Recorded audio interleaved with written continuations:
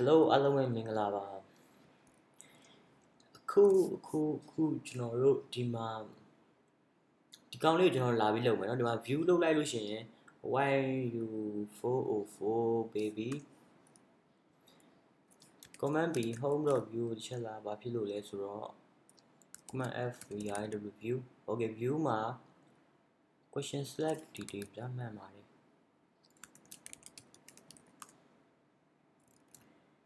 sorry ဒီ select တွေပါရင်တော့ကျွန်တော်စမ်းထားတဲ့ဟာเนาะဒါ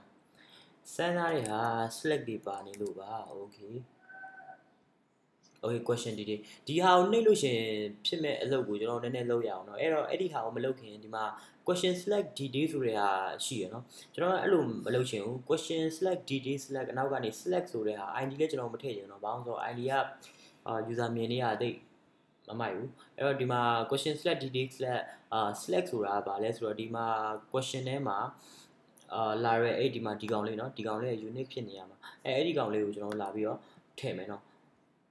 Okay အဲ့ဆိုကျွန်တော်အခုဘာလုပ်ရမလဲဆိုတော့ဒီမှာလာပြီးအဲ့ဒီ route ရဲ့နာမည်เนาะဒီရဲ့ route နာမည်တွေကိုကျွန်တော် view ကနေပြီးတော့လာပြီးသုံးနေတယ်အဲ့တော့အဲ့ဒီဟာအတွက် ziggy ဆိုတဲ့ library တစ်ခုရှိတယ် ziggy library လိုက်ရိုက်ရှာလိုက်ဒီမှာဒီပထမဆုံးတွေ့တဲ့ဟာကိုဝင်လိုက်เนาะဒီကောင်လေးကဘယ်လိုလုပ်ပေးတာလဲဆိုတော့ကျွန်တော်ဒီ view component တွေကနေပြီးတော့ဒီ web.php တွေကဒီ route တွေကိုလာပြီးတော့သုံးလို့ရအောင်ကျွန်တော်လုပ်လို့ရတယ်เนาะဥပမာဒီဟာဆိုလို့ရှိရင်ROUT route နဲ့ဒီမှာနာမည်လာပြီးတော့ပေးလိုက်နာမည်ကဘာလဲဆိုတော့ question.detail okay ဒီပုံစံတိုင်းเนาะအဲ့ဆိုဒီမှာဒီ question.detail ကိုလာပြီးခေါ်မယ်အဲ့မှာအနောက်မှာကျွန်တော်တို့ကအခုရေးလိုက်တော့မယ်เนาะတခါတည်းခုခေါ်လဲ select ဆိုတဲ့ parameter တစ်ခုကျွန်တော်တို့လာပြီးတော့ပေးမယ်เนาะ okay အဲ့လိုပဲဒီမှာနောက်ကနေရကျွန်တော်တို့ comma နဲ့ select ပေါ့เนาะ okay ဒီပုံစံတိုင်းကျွန်တော်တို့ကရေးချင်တာအဲ့ဒီအတွက်ကြောင့်ကျွန်တော် ziggy ကိုလာပြီးတော့သုံးပါမှာပေါ့เนาะအဲ့တော့ ziggy installation လာလို့ရအောင်ဒီမှာ composer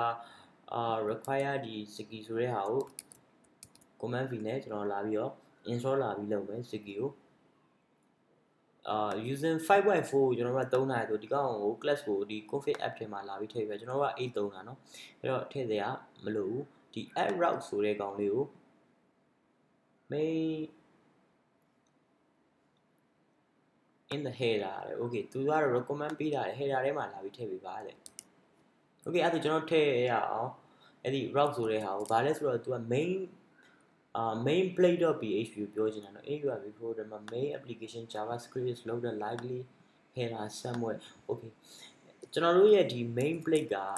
app.play.php เนาะဒီ php ဒီမှာဒီ script ကဒီ take ကိုရောက်နေကျွန်တော်ထိတ်ကိုမသွားဘူးဒီမှာလာပြီးထားမယ်အဲ့ဒီရဲ့အပေါ်မှာ add routes route ကိုလာပြီးတော့ချိန်ထားလိုက်မယ်เนาะ okay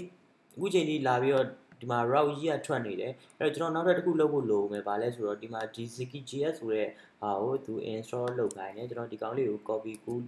sorry ဒီကောင်လေးကိုကျွန်တော် copy ကူးလိုက်မယ် sorry ပါ yan add နဲ့ okay ဒီ ziggy ကို install လာပြီးတော့လုပ်မယ်okay ziggy ကို install လုပ်ပြီးသွားပြီရပြီသူက CDN version နဲ့ဒီ npm ဒီ version နဲ့နှစ်မျိုးကြိုက်တာကိုသုံးခိုင်းတယ်เนาะ။ရာကျွန်တော်တို့က npm ဒီ CDN version ကျွန်တော်မသုံးတော့ဘူး။နောက်တစ်ခုကျွန်တော်တို့လုပ်စရာရှိသေးတယ်။ဒီ view မှာဗာလဲဆိုတော့ကျွန်တော် view mixing ကိုနည်းနည်းလေးသိဖို့လိုမယ်เนาะကျွန်တော်ရေးတော့မရေးပြတော့ဘူး။မရေးပြဘူးဆိုရင်ကျွန်တော်ရေးရမယ်เนาะ။view mixing ကဗာလဲဆိုတော့ဒီ view component တွေကိုဒီမှာကျွန်တော်တို့ဒီမှာဒါဆို life cycle method တွေပြီးသွားလို့ရှိရင်တခြားကျွန်တော်ကိုပိုင် method တွေကိုလာပြီးတော့ inject လာပြီးလုပ်လို့ရတယ်เนาะအခုကျွန်တော်တို့ကဘာလုပ်ရှင်လဲဆိုတော့ဒီ route ကိုကျွန်တော် global လာပြီးတော့ရေးရှင်တယ်ပုံမှန်ဆိုကျွန်တော်အစောပိုင်းကျွန်တော်ရေးကြည့်ရအောင်ဒီ global မရဘူး window route အဲ့လိုမျိုးလာပြီးခေါ်နေရကျွန်တော်အဲ့လိုမျိုးမရေးရှင်ဘူးအဲ့တော့ကျွန်တော် app.js ကိုတစ်ချက်လာခဲ့ဒီ app.js ဆိုတာဒီကောင်เนาะဒီjs ရဲ့ app.js เนาะအဲ့ app.js မှာတကယ် main view instance ရှိတယ်အဲ့မှာကျွန်တော် view mixing လာပြီးရေးမယ် view.mi လို့ကြိုက်တဲ့နေရာမှာရေးလို့ရတယ်เนาะ mixing နဲ့